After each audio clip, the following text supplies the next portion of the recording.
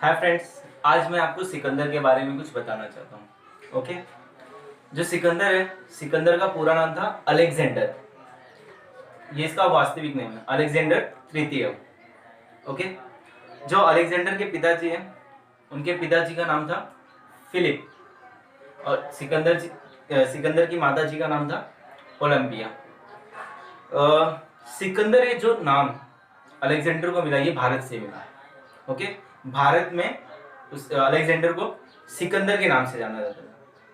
अब ये सिकंदर नाम होने के कारण एक वजह थी। ओके, इसके पीछे एक वजह है क्या? ग्रीक इतिहासकारों के अनुसार अलेक्जेंडर ने पूरी दुनिया पे मतलब अपना कब्जा कर लिया था, या पूरी दुनिया को जीत लिया था। और इसी के कारण अलेक्जेंडर के नाम के आगे द ग्रेट या तो फिर महान सिकंदर, महान अलेक्जेंडर, ये वर्ड लगाया जाता है। सिकंदर ने बहुत सारे युद्ध किए और बहुत सारे युद्ध जीते भी उसने। तो उसमें से एक युद्ध है, उसने एशिया माइनर से युद्ध किया, जिसमें उसको जीत मिली। तो एशिया माइनर को जीतते हुए वो सीरिया पे अटैक किया। जब सीरिया पे उसने अटैक किया तो सीरिया में भी उसको जीत हासिल हुई।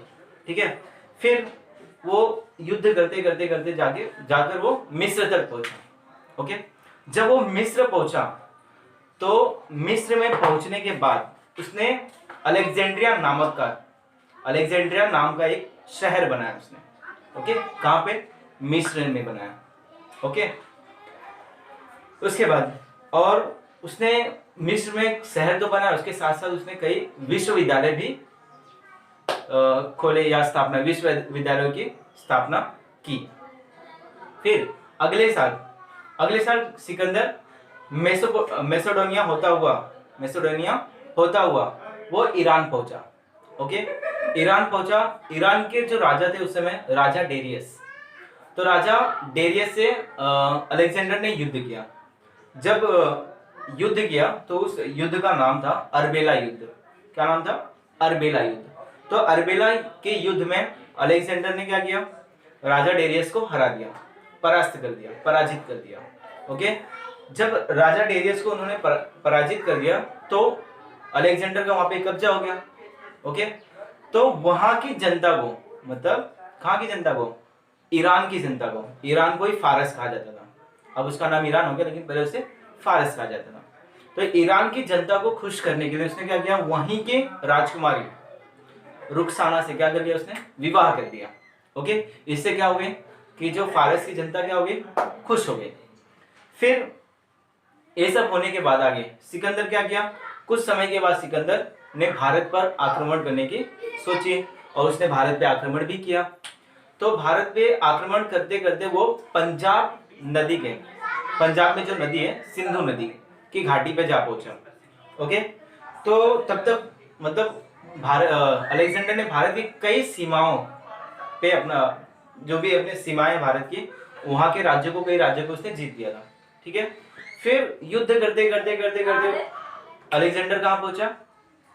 अलेक्जेंडर पहुंचा सिंधु नदी के घाटी तक। फिर वहां पे उसका सामना राजा पोरस से हुआ। किससे हुआ? राजा पोरस से हुआ। तो राजा पोरस ने भी क्या किया? अपना उनके साथ मुकाबला किया।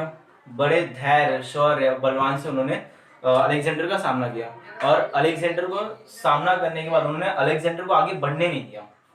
ओके, फिर जैसे वहां पे युद्ध, मतलब काफी युद्ध भी हुआ, 2 युद्ध हुआ दोनों के बीच में, तो पोरस राजा जीत गया। फिर इसी बीच अलेक्जेंडर को खबर मिलती है कि मतलब जो फारस है वहां पे उनके ही कुछ जनता है, उनमें विद्रोह चालू हो गया।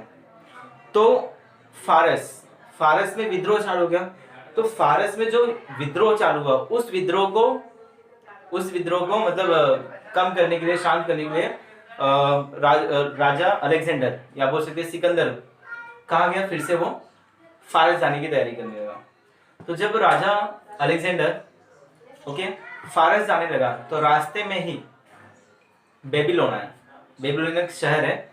तो वहां पे उन्होंने रात बिताया तो उन्हें अचानक एक किसी ज्वर ने पकड़ लिया, मतलब तेज बुखार होने लगा।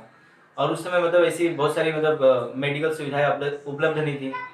ओके, तो जिनके कारण वो ज्वर मतलब उन पे काफी हावी हो गया, और इसके चलते राजा अलेक्जेंडर, या बोल सकते सिकंदर, राजा सिकंदर की वहां पे मृत्यु हो गई।